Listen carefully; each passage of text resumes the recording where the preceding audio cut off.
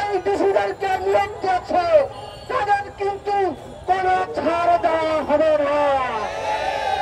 আজকে এই গণঅভ্যুত্থানের 2 মাস হয়ে গেছে, তবু দ্রব্যমূল্যের যে সিন্ডিকেট বিরাজমান ছিল সেই সিন্ডিকেটকে ভাঙার জন্য এই অন্তর্বর্তীকালীন সরকারের কোন আমরা দৃশ্যমান কার্যক্রম দেখছি না। আজকে এই দ্রব্যমূল্যের উত্তর দিতে সেই শেখ হাসিনার আমলে যেইভাবে এদেশের মানুষ অবিশ্বাস হয়েছিল, আজকে আমরা সেই আবার দেখতে পাচ্ছি। তাহলে আমরা যদি সেই একই রূপ এখনো চলমান থাকে তাহলে চাঁদাবাজি টেন্ডার সকল কিছু করেছে, এখনো এই আওয়ামী লীগের দোষরা রয়ে গেছে, এখনো এই চাঁদাবাজি ঘুষ নিয়ে তারা এখনো সচিবালয়ে পড়ে আছে।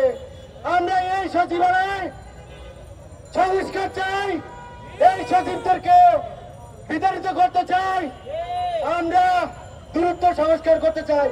এই বলে আমি আমার সংক্ষেপ বক্তব্য শেষ করছি। করার নাম করে বিগত দিনে তারা দেশটাকে দলীয়করণ করেছে। তাই বাংলাদেশের প্রত্যেকটা সেক্টরে, সেটা হোক প্রশাসনিক সেক্টর, সেটা হোক সচিবালয়, প্রত্যেকটা জায়গাতে তারা তুলে তুলে ছাত্রলীগের বঞ্চভূতদেরকে এমন ভাবে পুড়ে গেছে যেন আগামী 100 বছর ধরে তাদের প্রজন্মকে চিন্তা করতে না হয়, আওয়ামী লীগকে কোনো চিন্তা করতে না হয়।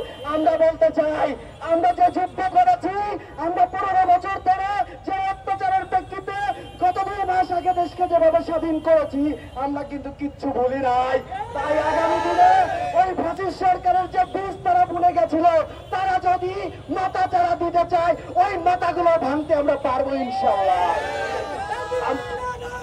আমি বলতে চাই আগামী দিনে এই ছাত্র সমাজ কিন্তু রাস্তা ছাড়ে নাই। আপনারা যাই করবেন বুঝে শুনে কাজ করবেন ইনশাআল্লাহ। ধন্যবাদ। শেখ হাসিনাকে আমরা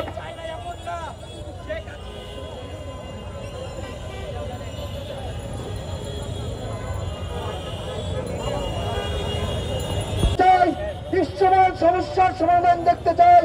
আগামীর বাংলাদেশ হবে পরিবর্তনের বাংলাদেশ, আগামী বাংলাদেশ হবে ন্যায়ের বাংলাদেশ, আগামী বাংলাদেশ হবে বৈষম্যহীন বাংলাদেশ। সেই আশা ব্যক্ত করে আমি আমার বক্তব্য শেষ করছি।